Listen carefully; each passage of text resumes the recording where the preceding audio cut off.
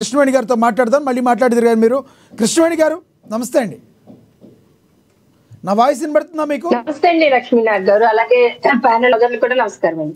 Yes, Krishnaveni గారు ఎలా చూడాలంటాడు? టీటీడీలో జరుగుతున్న ఈ పరిణామాన్ని ఎలా చూడాలి? పరకామణి చోరీ కేసుని ఎలా చూడాలి?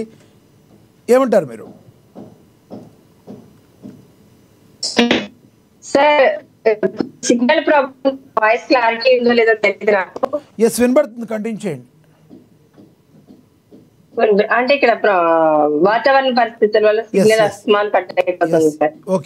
లక్ష్మీనాథ్ గారు టిటిడి దేవస్థానం, తిరుమల తిరుపతి దేవస్థానం గురించి, దాని భద్రత గురించి ఎంత చెప్పుకున్నా తక్కువే. కాకపోతే పరకామణి గురించి జరుగుతున్నటువంటి చర్చ కావచ్చు, దీని గురించి జరుగుతున్నటువంటి రచ్చ కావచ్చు, ఇదివరకు అనేటువంటి వ్యక్తి చేసినప్పుడు ఆ వ్యక్తిని అరెస్ట్ చేయడం కూడా జరిగింది. కానీ ఈ విషయంలో చూసుకుంటే అంటే ప్రతి కూడా అంటే మనం హిందూ దేవస్థానం అయినటువంటి తిరుమలకు చుట్టూరు జరుగుతున్నటువంటి రాజకీయం అనుకోవాలా, రచ్చ అనుకోవాలా, నిజంగా హిందూ ధర్మం మీద జరుగుతున్నటువంటి దాడి అనుకోవాలా అర్థం కావట్లేదు.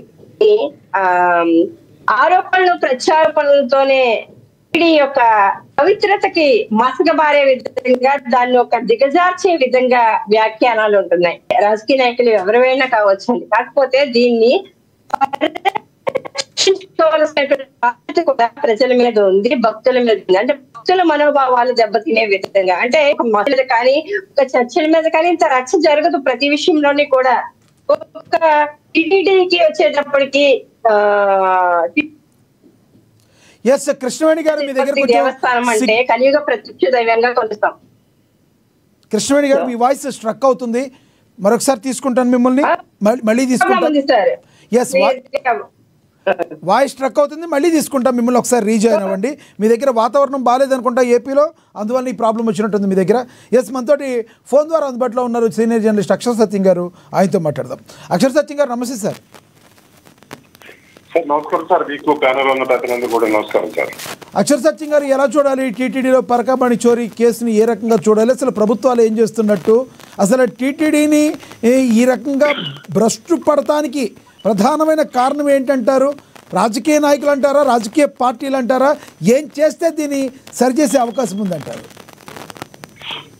సార్, డిబేటు మీరు లక్ష్మణరావు గారి ట్రాప్ లో పడ్డారో, లక్ష్మణరావు గారు మీ ట్రాప్ లో పడ్డారో నాకు తెలియదు, కానీ మొత్తం మీద పరకామణి కేసు మీద జరగాల్సిన డిబేటు వేరే విధంగా జరిగింది ఇప్పటి వరకు.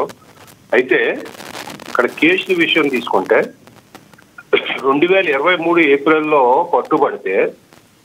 పట్టుకున్నది జగన్మోహన్ రెడ్డి గారి గవర్నమెంట్ టైంలోనే. మళ్ళీ రాజీ పడింది కూడా 2023 సెప్టెంబర్ ఆ ప్రాంతంలో రాజీ పడింది కూడా జగన్మోహన్ రెడ్డి గారి టైంలోనే.